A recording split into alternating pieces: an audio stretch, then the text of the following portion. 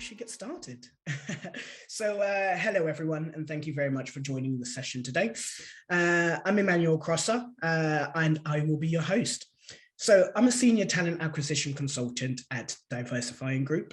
I've been with the organization for a little under 2 years, and I've thoroughly enjoyed my time here. My role largely consists of partnering with clients and really helping them find the best talent for their organizations to move forward, at the same time as really being that critical friend and helping them on their D&I journey. So today I'm utterly delighted to be partnering with Virgin Atlantic as part of the Learning at Work Week. Today's session will really be focusing on uncovering your hidden talents or your hidden powers and truly exploring being your true authentic self at work. Now, this is a subject and a topic for me that is really important because since joining Diversifying Group, I truly feel like I can bring my authentic self to work. I feel like I am a lot more engaged. I feel like I perform better, and I truly do have a sense of belonging, and I'm pretty sure that is shared throughout the organization. The way the session will run today, we'll begin with a 30-minute panel discussion. This will be followed by a 15-minute Q&A. Now, you, the audience, can get involved with the discussions throughout by using the chat function. But on top of that as well, we've got a Q&A box, which you can ask questions throughout. Without further ado, it would be great to introduce our panelists from Virgin Atlantic. So we'll be starting off with Dave Garsting, who is a Senior Manager of Resourcing. Hello, Dave. Hi, Emmanuel. Thanks for having me. No worries, I'm glad to have you. So Dave, just as a bit of an introduction question, what is your hidden power and how do you share this at work? Yeah, so my hidden power was actually prior to a career in recruitment, I was actually a police officer. Don't hold it against me or switch off the webinar now, I served several years in the police, and as such, I came across people of all walks of life. And some of them actually at their lowest point and in their highest need for help. And as such, I really built an understanding for people, a certain degree of empathy, and reasonably high emotional intelligence. And I think I bring that into my work here on a daily basis, whether it be with colleagues, candidates, or our partners and suppliers. Perfect. Thank you very much for sharing. Our next panelist is Justin Ho. Hello. Hello, Emmanuel. How are you? I'm very good, thank you. And similar, glad to have you with us. So same question for you, Justin. What is your hidden power and how do you share this at work? Okay, so I'm Master Trainer Customer Service, so I lead on all of the customer service training at Virgin Atlantic. As a child growing up in the 70s, as a Chinese British born, I've obviously seen diversity really change over the years. And if I were to ask myself back then if I would ever be fortunate enough to deliver training at Virgin Atlantic, I probably would say no. But actually, just like our company purpose, everyone can take on the world, I truly believe that now. And so my hidden power is that belief in anyone can take on the world, especially at Virgin Atlantic. I love it, and thank you. And it's also great to see your passion and excitement as you talk about that as well. And our next panelist, we've got Frances Wilburn. Hello there, Frances. Good morning, everyone. It's lovely to be here. So I've been with Virgin a very long time, 22 years, and I didn't think when I joined I was going to stay for a year as cabin crew, but I've been blessed to actually find a company that embraces who you are and what you are. So my hidden talent at work is the ability to kind of make connections. And I think the experiences that I've had have allowed me to grow as a person. And in my role, I support our nearly 4,000 crew from a support and welfare perspective. So quite often, a bit like Dave, when they're at their very lowest, something's happened to them, a loss, a bereavement, they are long-term sick themselves, and about sharing a little bit of myself to kind of disarm them, to kind of allow them to just be themselves back so that we can help and support them. So I suppose making those connections and have been incredibly more important since the introduction of COVID here. I think all of those things hit so many people worldwide so much, and it was about listening to people's stories and helping and supporting them. So making connections is something Virgin people do incredibly well. Oh, Thank you, and a beautiful introduction. Thank you. Our next panelist is Patrice Gordon. Hello, Patrice. Hello, Emmanuel. Equally very happy to be here. So I head up the joint ventures area for Virgin Atlantic. So I look after our joint venture with Delta, Air France and KLM, as well as some strategic commercial projects. But my first career was actually in finance. So I'm a chartered accountant. I've retrained as an executive coach as well. And now I look after the commercial department. So my superpower is multifaceted and being able to bring things together and bring people together from different areas. And finance as my core, bringing kind of the numbers and the strategy to it, but also with a really strong people lens as well. Wonderful. Thank you very much. And our final panelist for the day today, we have John Hilton. Last but not least, thank you, Emmanuel. Delighted to be here with all my colleagues. So I am duty director in our operations control centre. So I oversee our global live operation. Yeah, quite an interesting role. I've been at Virgin for just over 10 years now, but prior to joining Virgin, I worked overseas for 12 years in 11 different countries. So brought me lots of experiences, managed lots of different sort of culturally diverse workforces, training and empowering my teams to provide exceptional customer service and experience to our customers. It was kind of life-changing for me, that whole experience. It made me passionate about supporting others and influencing that change for good. And it helped me understand that being different is actually my superpower. I worked in some countries where it's not okay to be yourself. And I use that to kind of educate my colleagues and a power to educate others and help them think differently, specifically around sexuality, race, and gender equality. I like that. And thank you very much for sharing as well. Well, for everyone in the audience today, these are our panelists. And as we get into the main discussion, please do remember that you can get involved within the conversation through the chat box on the side. But also, if you've got any questions for our Q&A session, please do feel free to pop them in the Q&A box. Now, I'm just going to dive straight in with some of the key questions because I'm sure everyone wants to find out a little bit more. So how do you approach being yourself at work, and why do you think this is important? And you know what, let's start with you, Justin. Yeah, I think it's really important to have representation from a diverse background within training.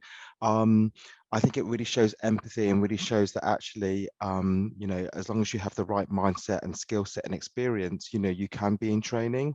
I've been at Virgin Atlantic for 19 years now. I worked as cabin crew to begin with and was lucky enough to be promoted to senior cabin crew and then cabin service supervisor. So I've always been very fortunate to be able to progress with Virgin Atlantic, regardless of being Chinese or having my ethnicity hold me back. And I actually think it inspires others to be able to think, well, actually, I too can be a trainer as well.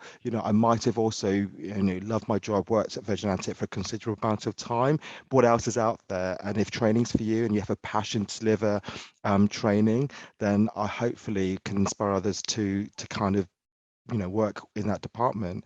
And I train lots of international crew as well.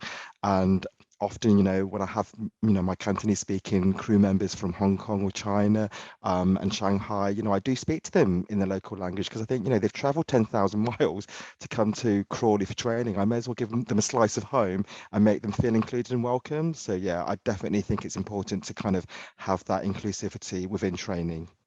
I like that. Thank you. And I think that also highlights the power of representation as well, doesn't it? And John, do you have anything to add? Yeah, I'll just tell you about kind of my own personal experience. So as I said, I've been at Virgin for just over 10 years now, and in my current role for just over 8 years.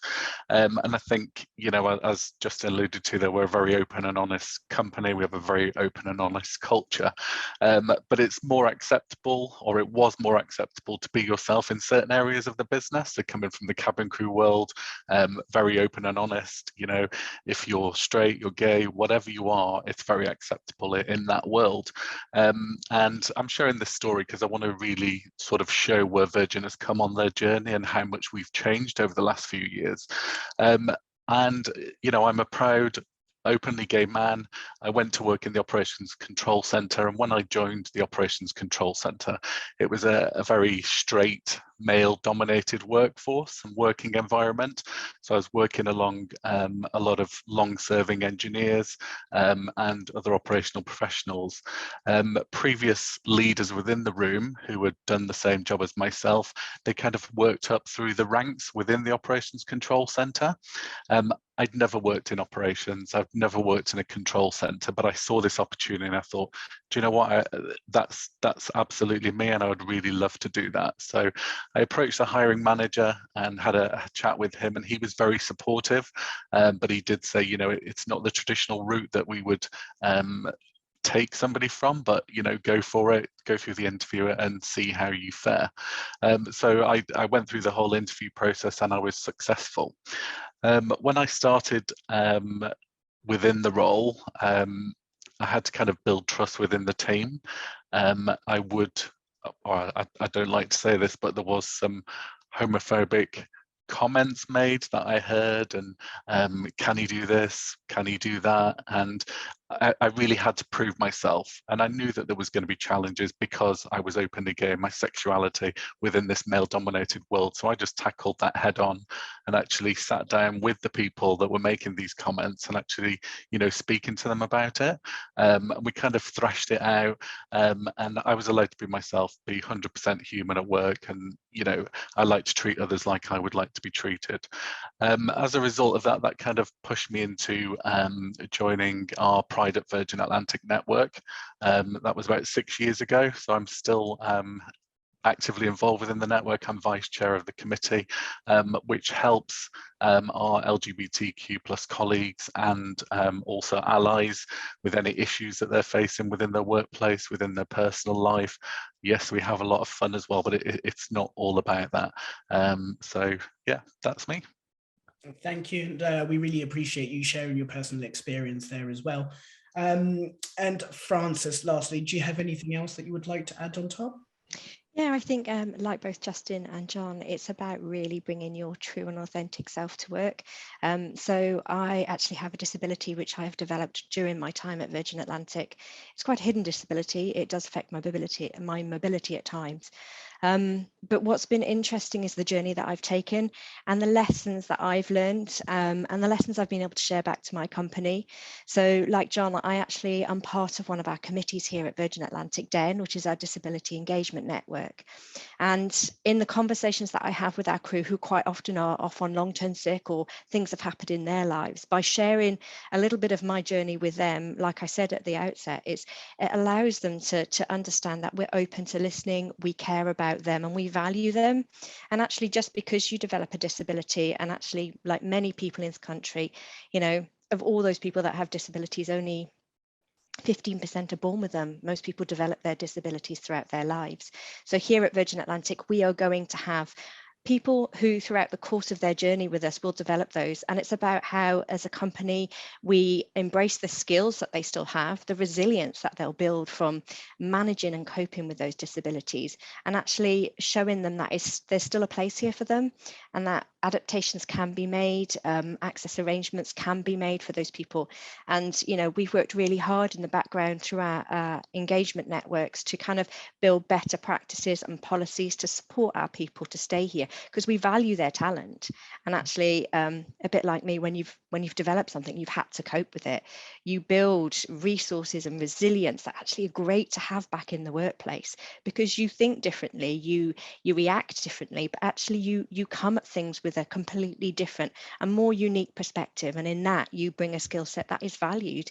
It's been shown that when you have a diverse workforce, actually, one, you're more profitable, but two, you do things brilliantly. Our business grows as a result of those things. So it's been a pleasure to actually work here and actually have those things and experience those things, but be supported by a company that really cares enough to think we still value you. So incredible for me. Thank you. And one thing that's been quite nice to hear from all of the answers there is just the sheer support that is available there. And it sounds like Virgin Atlantic themselves have been on quite a journey, and there is resources, support, advice, and help that is there for anyone who requires it. So I think that's really good to hear. And do you have any advice for managers to support diversity within teams? And how do you do this within Virgin Atlantic? Maybe if we start with you, Patrice. And I would say one of the most important things is looking at your current team and looking at the current makeup. So do you have a similarity bias? Do you have people in your team who just look like you, went to the same school, follow the same path? That's a really big red flag for me.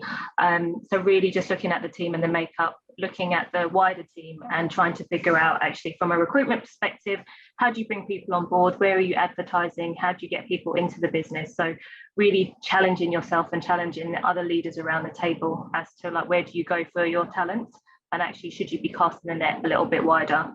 And I think there's a lot of resource and support out there to kind of help you to widen your talent pipeline. And I really encourage leaders and managers to, even if the organisation isn't in a position like we are at Virgin in terms of having the policies and procedures in place, to really challenge the HR team, but also not only put the responsibility on HR, but themselves to just try to ask them more kind of inquisitive questions, being curious about actually why is our makeup the way it is, and actually what can we do about it, and taking a personal responsibility there. Wonderful, thank you. And Dave, did you have anything to add? Yeah, absolutely. So I think firstly, we have, I've got some advice for managers, but I think it's important to say that this is a responsibility of everyone. Everyone plays a part in these conversations. I think that's really important, because sometimes it can be down to the leaders to set the tone of the team, but actually this needs to be something that everyone is galvanized around and everyone needs to want. And I think a big part of that is removing or actually giving people a central focus that they can all share in. So something that we focus on here is around our mindset. And we galvanize people around what that Virgin Atlantic mindset is, and a lot of that is built on our values and our company values. So I think if you haven't got any values, you haven't got that clear purpose for your company, you haven't got, people galvanized around a common goal. For us, it's about becoming the most loved travel company. Giving people that sense of purpose is where you should really galvanize those people. And actually then they start to focus less around some of the other traits, some of the other characteristics of people, because you have that common purpose. I think the second bit that's really important is around educating people and actually being comfortable with the uncomfortable, and actually giving people a safe space where they can have conversations, where they can ask questions, where they can actually educate themselves around people's differences and challenge themselves, because everyone has biases, whether they're conscious or unconscious biases, and actually being able to identify those and say, do you know what, I recognize that I have a bias here.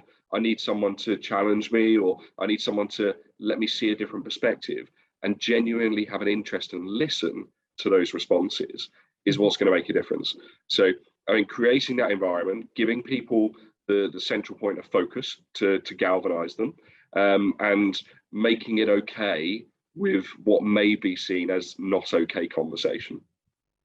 Thank you very much. And I'd like to open it up to the floor to the rest of the panelists as well, if anyone's got anything else they'd like to add.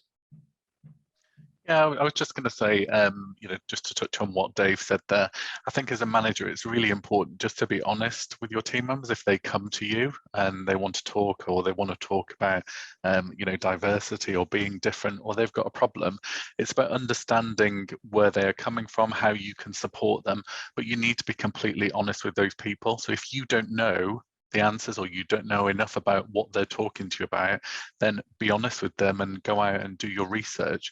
I had a situation recently dealing with a member of somebody else's team actually, who was going through the menopause and the support that she needed. And I didn't know particularly a lot about that subject, and I thought, do you know what, I'm out of my depth here. And I was honest with her and I said that to her. So I went off and I did my research about the feelings and emotions, etc., that she might be going through, in order that I could support her better. So yeah, just to say that I think it's really important to do your research and know what you're talking about in order to better support that employee. I think that's a really important point you mentioned there, John, actually, because sometimes it's easy when we think about diversity and inclusion that it's all around the protected characteristics of people. And actually, it can be further from that. Everyone has individual needs. And whether that is to do with their social mobility, where they've come from, whether it to be with something that's happening in their personal lives. If you create that environment where everyone can be themselves, it actually is that individuality that helps people feel that they can be themselves at work. So yeah, as John said, it doesn't have to be what you might typically see as diversity. It might be something that you're not aware of. It's something that's unfamiliar, but having the genuine interest to understand and empathize with that person is what will make the difference. You're absolutely right, Dave. And it's one of the things that actually, when I was in training, back when I was training with Justin, it's something that we taught all of our new hire crew. It's the simplest of questions: how can I help? And whether you ask somebody who has a disability, or if you ask somebody who is a new carer for an elderly relative, how can I help is the simplest question, because actually it allows them the opportunity to tell you really and honestly what they need. And it opens to those probing, open questions that allow people to say, this is what I need. Can you accommodate that? And then it allows your people leaders to go away, think about how that can be brought into the business, because that person is then there, feels supported, and is then therefore productive, which is amazing. And it's one of those things that our crew on board are really good at, that making that connection and actually asking people how they can help. Because you're right, it's not just about the things that are protected characteristics, it's about the everyday experiences. A person flying who has had a bereavement and they're going to a funeral to see family they've not seen for a long time, somebody going to pick up a relative that is now going to live with them. There are so many different scenarios that our business will come across. So it is the very simple questions and how we can best support one person every day. Thank you very much, everyone, for your contributions. And actually, it leads perfectly on to our next point, which is really, in order for people to be themselves at work, they need a safe and welcoming environment in order to do so. Can you tell us a little bit more around the culture at Virgin Atlantic, and how do you make it inclusive for everyone? Francis, did you want to start us off? Yeah, no, that's fine. Do you know what? For me and at Virgin Atlantic, it's always started from the top down. It's about the fact that Richard has always been himself. He's been open about the challenges that he's had throughout his life. Most recently on LinkedIn, adding the fact that he's made by dyslexia, and dyslexic thinking should be on your CV. Fantastic. It's then about Shai and our previous leaders who have been open and honest about who they are, what their family lives are like, the challenges that they have, their cultural diversity, where they're from. And actually that's fed down into all of our leadership teams. So even to the extent that our committees here at Virgin, so whether it be Pride or Scarlet or Den, have an executive sponsor. And those executive sponsors quite often have a really close affinity to that. So the executive sponsor for Den is Estelle, and she has shared with the wider community that she has children who have neurodiversities, and she's a carer for her mum who is struggling with dementia. So it's about those sharing things that allow everybody to feel like from the top down, you have a workplace where you can be who you really need to be. And it is okay to say who you are and how you work. And actually it allows you to come to work and really be at your best. And in doing so, be at your best for our customers. So for me, it's very much from the top and all the way through our culture. Perfect. Thank you. Justin. Yeah, so for me, I was involved in the recruitment process, and I think Dave and his team have been really conscious to try and make the recruitment process more diverse and inclusive as well. So all of us had the opportunity to be part of the panel, as well as the networks being promoted on the recruitment day from day one. So I'm a committee member of the Valued Network, which is an acronym of Virgin Atlantic Loves Unity and Equity and Diversity, which actually Patrice was one of the founding members 2 years ago. And yeah, we're well represented along with the Den, Pride and Scarlet networks as well. And like Francis says, we all have leadership sponsors. So I have a VP, Dave Gear, who actually is the leading sponsor for the network. And they work really closely with the business to try and maintain that culture and raise the profile of all of these networks to ensure that it happens at every single stage of recruitment. And from a training perspective, I've seen so many people come through recruitment and thanking me for being able to have the opportunity to actually attend a cabin crew training course, because I think typically you don't imagine Virgin Atlantic to necessarily be a fully inclusive airline, because I think typically in the past, you know, we have this perception of what a Virgin Atlantic crew member looks like, or and that has really changed now. And you just have to look at our training courses, where we have 22 on each training course, to see, you know, the talent that's actually in the room, and that has been captured through Dave's, you know, really robust recruitment process to ensure that actually we get the right people in the role. And we make reasonable adjustments, and that's absolutely fine for us doing training. We would always support, you know, people who need a little bit more time within training to get the best out of them. But I definitely think that comes from the top downwards. And it definitely starts from recruitment, because that's where we can begin to start spotting and nurturing that talent all the way through to the end. Great, thank you. And I'd like to open that up to the floor as well.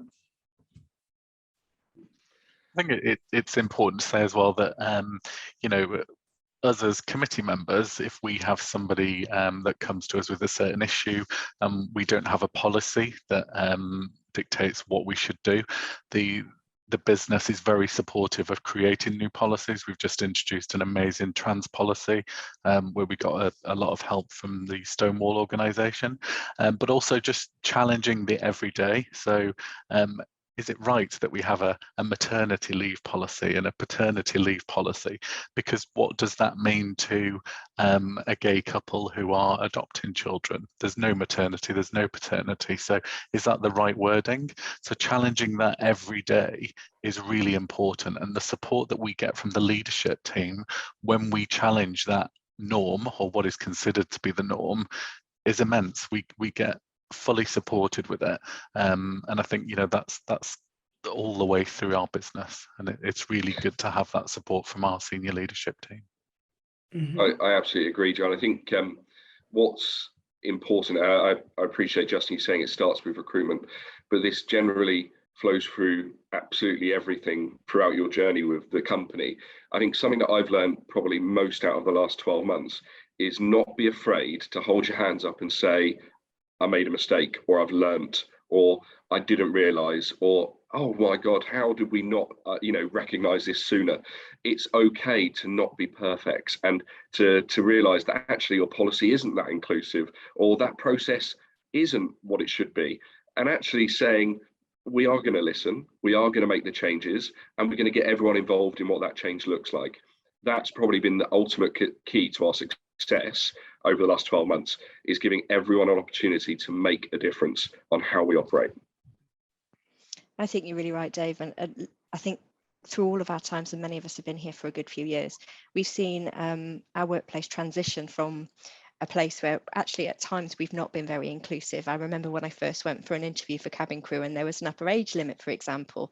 So just the simplest of things that actually make a huge difference to people, and really learning from our mistakes and holding a mirror up against ourselves when we're not getting something right. And in that, having the support of our leadership teams to kind of really think about policies and, you know, things like what is important to today's culture and society. And you look at people who want to come and work for us, and actually 80% of people who want to work now actually value inclusive policies to a prospective workplace that they go to. But actually people in our workplace are benefiting, who've been here for a long time, for changes in policy. So we do have a menopause policy. Does it need maybe a little tweaking now and again? Yes, it does, but it's about engaging as to what that means, you know, looking at whether other policies are fit for purpose. We talk about, I do have couples from our crew community who are adopting children, or who are having surrogate babies and are upcoming their leave, and being able to support those in the background to say, do you know what, great, that's fine, this is what we're going to do for you, and learning from them as much as we do. Our people are the key to us learning, and the people who come to us and the people who are in us. So our network's taking so much information and feedback into the background to allow our policies to change, to adapt, to learn what's great, and actually really learn what's not great and how we can better that. Taking advice from other companies who are doing great things. Delta, who is one of our huge partners, you know, even our DEN committee have had conversations with the BBC about their policies and what works for them. We've had conversations with our wider Virgin partners, and all of those form that kind of well-rounded ideas about what we need to do and where we can improve and how we can better ourselves. I mean, there's a couple of elements I've picked up from there, which were just great to hear. First of all, it's continuous improvement. It's an organization that notices that times are changing, things are constantly moving, adapting, and it's not one size fits all. And no matter what it is, as an organization, you will constantly look at making sure there's a policy, procedure, or support there for anyone that needs it, which is brilliant to hear. And there was things that I could relate to within my organization in terms of previous places I've worked. There was a fear culture where you couldn't put your hands up and you couldn't admit that you've done something wrong. And, you know, dyslexic thinking. I personally am dyslexic, and this is the first organization that I've been able to put my hands up and be like, look, I'm dyslexic, and I haven't had a fear that I would be judged. I will not have the support that I need. And I feel like I can bring myself, so that creating a safe environment, making sure there's no fear culture, and just generally just being able to have a conversation around anything and everything does certainly go a long way to how someone enjoys their role, how they feel like they really belong. And to be honest, the day to day, you don't want to go to work in a place where you don't feel like you can be yourself, right? So absolutely, Emmanuel. And I think it's one of those things that as a business we've been working on for a long time. We've introduced wellbeing rooms for people with neurodiversity who just need that quiet space away from the rest of their workforce to really be at their best, helping our people who have dyslexia through their training. And I know Justin puts a lot of effort, and I know the teams, and within the context of our recruitment really recently, really embracing people who come and say, do you know what, I need reasonable adjustments right from the off, and having those in place and seeing them come through. It's really heartwarming. Sometimes the very simplest of adjustments for somebody can make their work and their life at work so substantially different. Turning that light down above them is all they may need, and it's about welcoming that and helping them through that journey. And I think those networks are really important at work as well, because not only does it give a great space for those members of the networks to kind of come together and share ideas and knowledge in conversations, but also opening out those networks to allies as well. So those that want to know more about the networks, for example, know more about cultures, disabilities, ethnic diversities. You know, we find that actually the networks are most powerful when those that aren't part of the networks take an interest to actually want to know and learn more about our world. And, you know, we often say it's better to ask than to ignore. And I definitely think the networks give us that voice. Justin, I couldn't agree more with you on that point. As someone who on paper wouldn't be the typical member of any of our networks, as a white straight male, you know, with no disabilities. Okay, you know, I typically shouldn't be, if people look at it with a closed mindset, a member of any of those networks. But my interest in all of those networks over the last couple of years since being at Virgin is what has grown me as an individual and has absolutely determined me about our common goal of becoming a diverse and inclusive organisation, and the difference that that makes for everyone here, but equally for my loved ones. You know, I've got 2 young daughters. Yeah, I want my daughters to go into the workplace and have every opportunity to be successful in whatever they want to be in. And we make those small changes now, and that's from learning from people like yourselves. So, and I thank you for that on a daily basis. I'm so glad to see that you're in your Pride lanyard, Dave. Absolutely, absolutely. Yeah.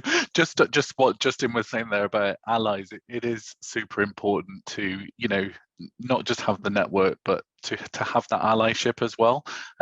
Just a recent situation that I had, somebody within the business who I'd never met before, and they reached out to me asking for support because one of their children had come out as gay to them and they didn't know how to handle it.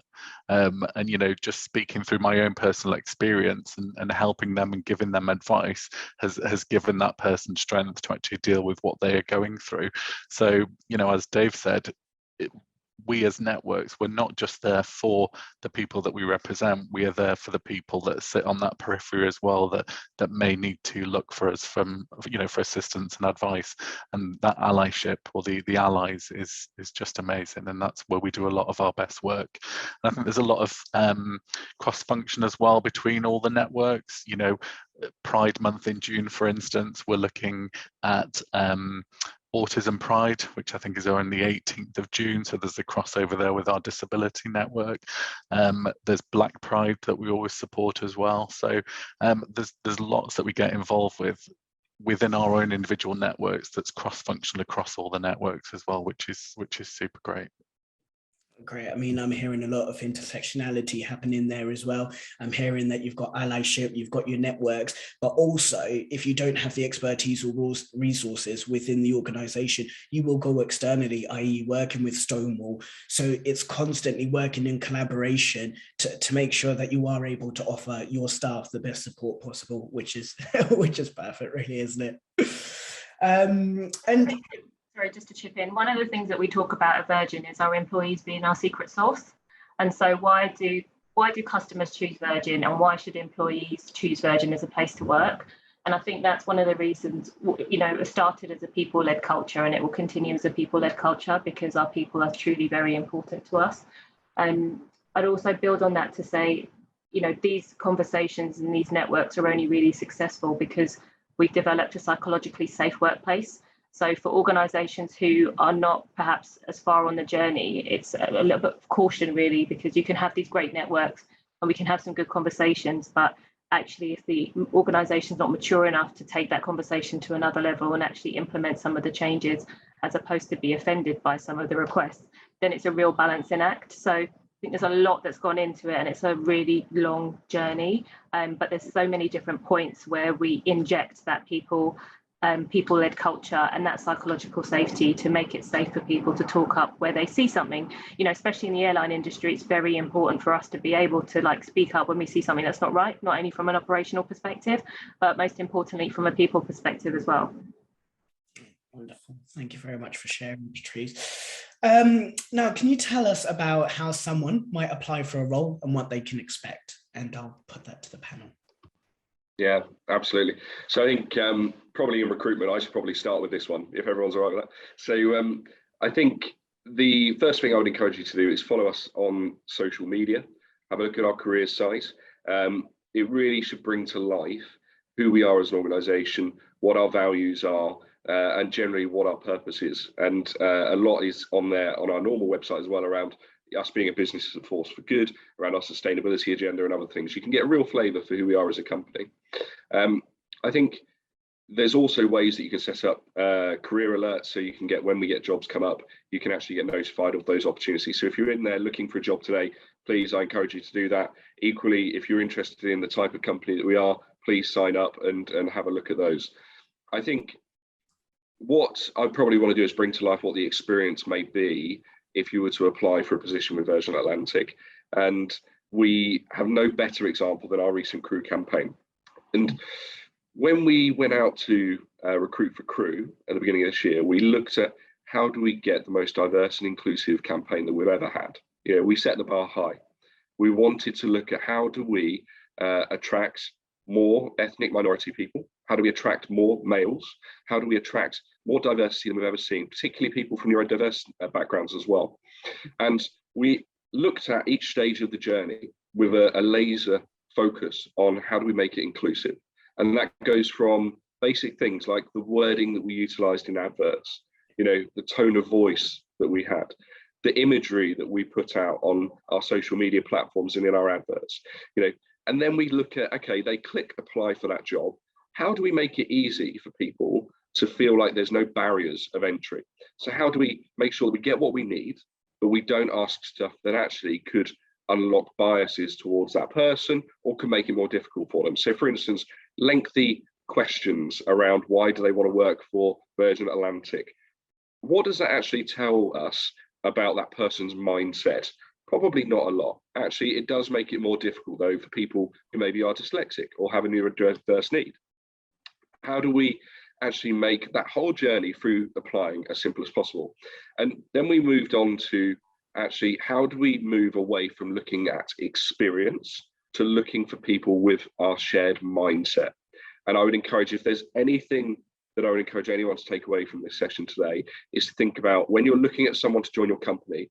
We know from research that if you hire someone with a mindset that aligns to yours and your company's, you are highly more likely to see them be more productive more quickly.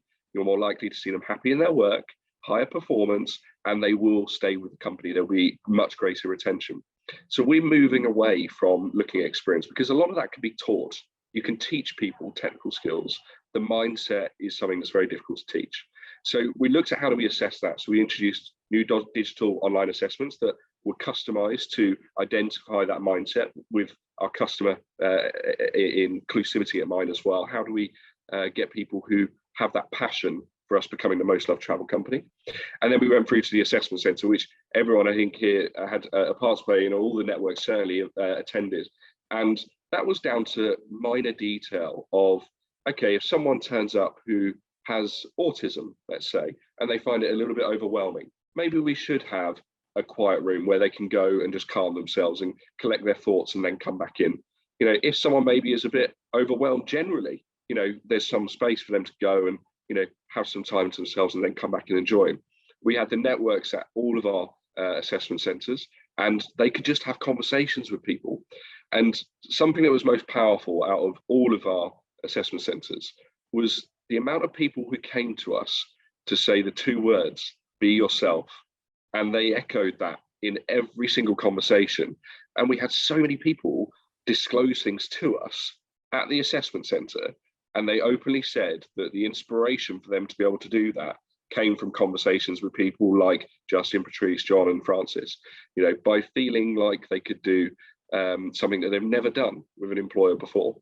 So that was really powerful, and I'd hope that everyone would have that experience throughout applying with us. But I think what's also then, when you go through the interview process, you will meet a selection of people. So we made it really clear, and if anyone is involved or responsible for their interviewing, let's move away from one person listens to all the answers. That's single-minded, and you run the risk of that person's biases influencing their decisions. So actually moving away, get them to meet multiple people, get them to meet a true reflection of who your company is. And actually that will enable you to see, is that person the right mindset for us, rather than is that person who I want them to be? Yeah. I don't know if anyone's got anything. I went on to one there. Sorry, Emmanuel, but Dave, do you know what? It's fascinating. I'm very passionate about. And do you know what, I agree, and I've seen it in action over the course of the last 2 weekends, because not just for our people who are joining our company from somewhere else, this might be their first job or anything, Dave and his team are actually incorporating that to our people who are currently in the business, who are applying for next roles. So I've just been part of assessment centres for our new OBMs, our onboard managers, so those people that guide the teams on board. And in the context of that, the diverse range of skill sets and what they bring to the table, but simple things like having a range of assessors so we can avoid the biases and be aware that they exist first and foremost, but also so that they can be seen by a range of different people from different backgrounds with a range of different skill sets, so you can see the magic that's in them and understand why they will be best fit for the role that you're looking for. So we've not just done it for the people that are joining our business fresh, we're also incorporating all of those things for those people that go through a recruitment and assessment process for a different role in our company. We're a company that likes to diversify. We kind of have secondments and opportunities throughout the company. I've done many in my time here, which is why I've been here so long, because I've had the opportunity to do lots of different varied roles. What builds that kind of passion for what we do and what we do and how we try to achieve it for everyone. So it's really, it's been the feedback from our people who are going through that process is, oh my word, this is brilliant. This is so much better. And thank you for allowing me to come and put myself forward exactly as I want to. I think what's really important on that point for us as well is we've not just managed to do this overnight by saying we've got the expertise and we roll out best practice as such. We're still learning and we're evolving, like we talked earlier, but this is from asking our people what they want. What would you want in this environment? How would you want to feel? How do you be at your best? And therefore, how do we replicate that when we're assessing people coming into the company? And all of the ideas that we rolled into the assessment centres, which are highly inclusive, and we know that just to quick stats, we had 20% ethnic diversity representation across nearly 600 hires in our cabin crew recently, which is phenomenal. We had 10% of people who disclosed reasonable adjustments or disabilities, such as autism or dyslexia. We've never seen numbers like that before. And we've never actually, I would say, I challenge anyone in the market to say that they've seen similar. It's an industry leading statistics. And that's all because everyone here at Virgin has galvanized around the common purpose to make it as diverse and inclusive as we can. And we've used everyone's experiences and expertise to build that process. But thank you very much for sharing. And it really does look like the D&I journey that the organization is on is just improving and improving and improving. And it looks like the results that you were able to get from your last couple of assessment centers was great as well. So we've got some questions for the Q&A and the audience have actually got a few in there already. So I'll open it up to the panel. Please do jump in. But we've got a message from Joe Durham who said, how do you get the entire company, including leadership team, involved within D&I initiatives? Yeah, I think we've probably covered a lot of this, haven't we, by talking about those people at the top. For each of the networks, we have an executive sponsor who really keeps in touch with the networks and supports everything that we do. So it's about that starting from the top, and then that trickles down throughout the rest of the business. I agree, John. I don't want to sound like Tony Blair when I say education, education, education, but I genuinely believe that education is the key to a lot of this, and actually getting people to feel that they can have the conversation and they know the purpose behind it, and understand what it means to them. If you can make it personal to them, everyone has individual needs. As we just talked about, this isn't just about the protected characteristics. So removing the conversation around what inclusivity and diversity truly means is probably the key. From some of the other organisations I've spoken to as well, when you're trying to kind of galvanise and move things forward, really not using the business case for diversity, but looking at business cases for other organisations who have done it really well. So for those leaders who are a little bit competitive, and actually you need to just push it from a different direction as opposed to the personal direction, actually using examples from other organisations that are doing it exceptionally well, especially if they're in the industry, can help to kind of shimmy their mindset into the right direction. Absolutely. I think a lot of organisations, talk the talk, but don't actually walk that walk. And we were very similar. We've come on a really massive journey, even within the 9-10 years that, or 10 years that I've been with the business. And I think we've made significant strides forward. Probably in the last 3 years, the networks have become stronger, particularly with the support of our leadership team. And we are walking that walk now, but it's not a smooth path, it's bumpy. We're all still learning, and things will come to you that you just don't know how to handle, or what the best option is for the company. And it's really useful to as Patrice and Dave alluded to there, to actually see how other companies have done it, what policies they have in place, and how that's actually working for them. Sorry, one more thing to add. I'm also a co-chair for our Women in Hospitality, Travel and Leisure Ethnicity Committee. So there's lots of committees and lots of industry-led organisations that people can get involved in, which gives you a really good benchmark. But also we've got like Chatham House rules, which means we can have really good conversations about what's going on in the organisation, and you can learn from other organisations who are kind of on the same path or different. So there are so many industry-led committees and organisations that you can get involved in that you can kind of listen to and understand, which means that you're not really out there on your own, which I definitely recommend people join if they are feeling a little bit lost in terms of their journey. I think they add a lot of value.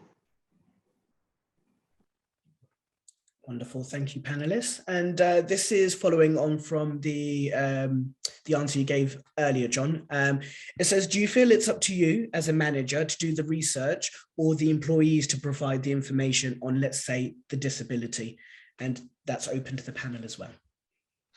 I think from my perspective, it's everybody's responsibility. It's the employee and it's the manager as well. And just going back to what I referenced before about the lady going through menopause. So she was talking to me about her own particular situation and how it was affecting her. But I was curious to see, is that how everybody feels when they're going through menopause, or is it different for different women? So it was my curiousness, and I wanted to learn and understand more about that so I could support her and others that maybe come to me for help. So I think it's both. It's not just down to the employee. I think it's good for the manager to actually understand more about that and how you can actually support the employee. And I think coming off the back of John there, actually something that some policy that's been worked on in the background for Virgin Atlantic to support people in those conversations with their managers is a new wellbeing journal. And it's a document that is going to be held by the employee. And you can share on there the contents and the issues that you may be having, whether it be newly having issues with menopause, whether it be you are now a carer for a family member, whether you have a disabled child, whether you have developed a new condition. And it's a way of framing a conversation with your manager to share the information to and from, and to put links on there that they can then go and educate themselves, but actually to open the conversations about what perhaps a reasonable adjustment may look like, or what you need from the workplace in terms of a degree of flexibility, because you need to take your elderly mother to a hospital appointment once a week. And it's about framing those conversations to be comfortable, to allow the employee to share what's important to them, and allow the manager to actually give that support and actually understand the issues at hand and educate themselves. And we're right, it is about education, because we are, what we learn in the workplace. And we've launched a really new initiative this week, our Learning Locker, and I think the ambition for many of us is to have resources on there so managers can go and look at those resources about conditions.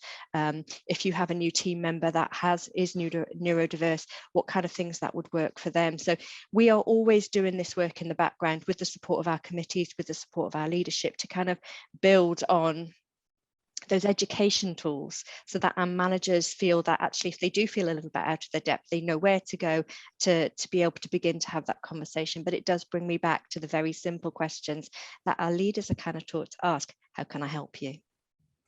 I think we've all learned a lot, haven't we, over the last couple of years during the pandemic. And, just thinking about what we do as networks and supporting our employees, obviously mental health is such a big thing as well within the workplace. And how do we support our colleagues who are struggling? And, we've had people that have come to the network for help, but maybe they need further support. So there's, I think, in excess of about 125 people within the organisation that are mental health first aid trainers, or mental health first aid trained, in order to support our employees. And it's just going that one step further.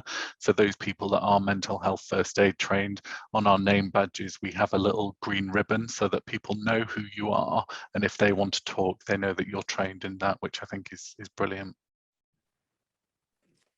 Thank you. Now, I think we've got time for one more question. And we've got another question from Emma, who has said, do you find that some of the networks are against others joining? We have complaints of feelings of voyeurism, and I'm not too sure how to move on from this. Let's open to the panel. It's a really interesting question, and I read that in the chat earlier, and I've been sitting here thinking about that. One of the things that we have a workplace chat, so everybody can put, and in the context of that, we have separate chats for our committees and our networks. And actually, the things that we put on there are about education tools. So when we come to Autism Awareness Weeks, or specific calendar events for different cultures, celebrations and things like that.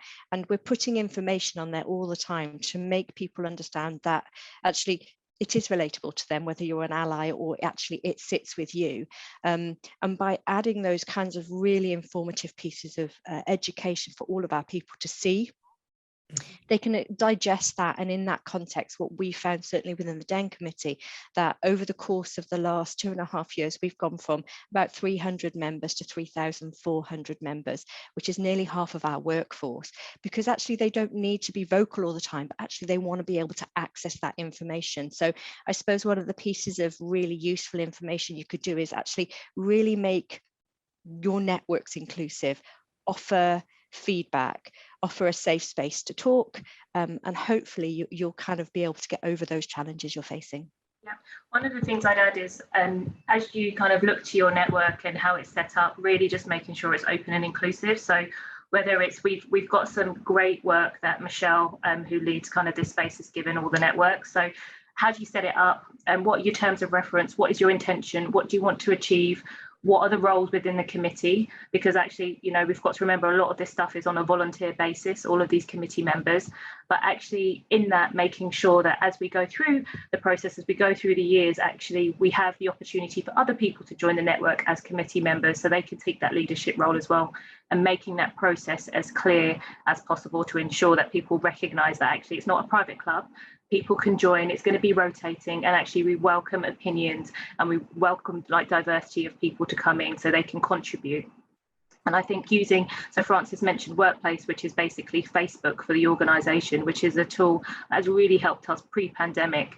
But because we're a global organisation, it's great for us to kind of interact with everyone globally, and it's definitely helped during the pandemic. So using kind of collaboration tools like that, which encourage a conversation, a two-way conversation, not just a out, but like an in, and encouraging that dialogue is really important to making people feel like they are part of the conversation and their opinion is valued and they have an opportunity to kind of input into the strategy as well.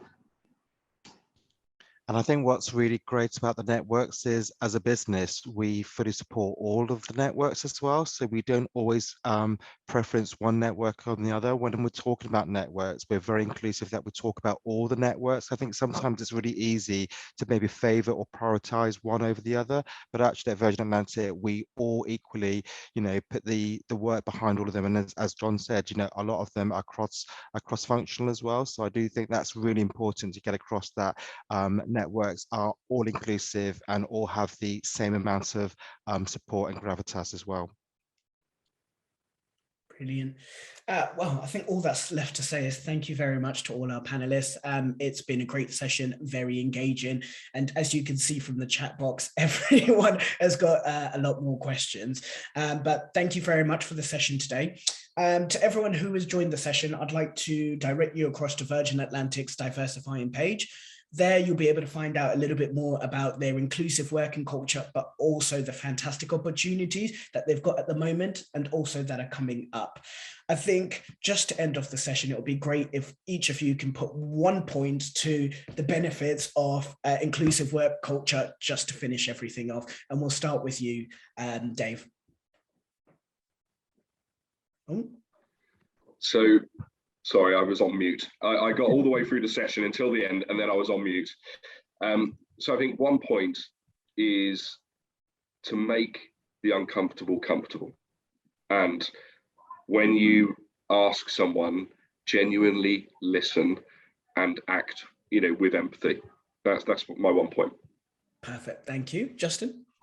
I would say working in the customer service field, I would say treat others like they would like to be treated rather than how you'd like to be treated. So using all of your knowledge in diversity to try and make everyone feel included. Wonderful. Thank you. Francis? Just bring your true and authentic self to work and be who you need to be. It's key. Wonderful. Patrice? I would say curiosity didn't kill the cat, it had 9 lives. So keep being curious. Love it. And finally, John. Just allow your employees to be themselves, and I can guarantee you will get much, much more out of those employees.